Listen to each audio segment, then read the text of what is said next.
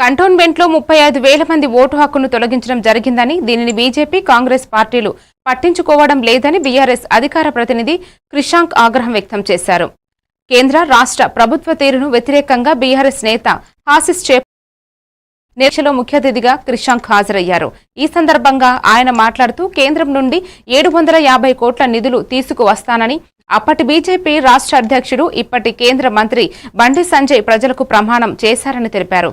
వాటిని తీసుకురాకపోగా కంటోన్మెంట్ భూములను తీసుకుని బదులుగా ఇచ్చి 300 కోట్లు మేము తెచ్చామంటే మేము తెచ్చాము, బీజేపీ, కాంగ్రెస్ పార్టీలు జబ్బలు చరుచుకోవడం సిగ్గుచేటని ఆగ్రహం వ్యక్తం చేశారు.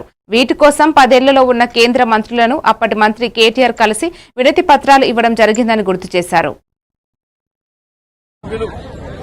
ఓట్లు ఉన్న కంటోన్మెంట్ బోర్డులో ప్రతిసారి 50% ఓటింగే జరుగుతుందంటే 1,25,000 మంది ఓటింగ్ లో పాల్గొంటారు. ఆ 1,25,000లో 35,000 మంది బస్తీ వాసులు ఎవరైతే చూచా తప్పకుండా వాళ్ళ ఓటును ఉపయోగించుకుంటారో వాళ్ళ ఓట్లనే తీసేశారు.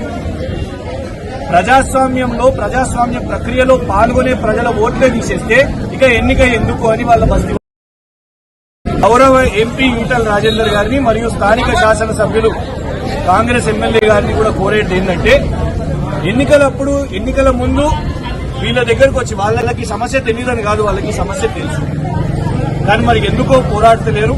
ఇప్పుడు అధికారంలో వచ్చింది కాబట్టి వాళ్ళు కూడా తీర్మానాలు తీసుకోవాలి కంటోన్మెంట్ బోర్డు సమావేశంలో. ఎందుకంటే ఎమ్మెల్యే గారు వీళ్ళ ఓట్లు లబ్ధి పొందిండ్రు, రాజేంద్రన్నకు వీళ్ళ ఓట్లు పడ్డాయి.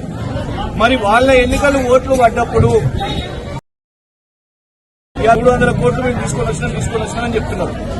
వాటికి డిజైన్లు చేసింది మేము, అనుమతులు కోరింది మేము.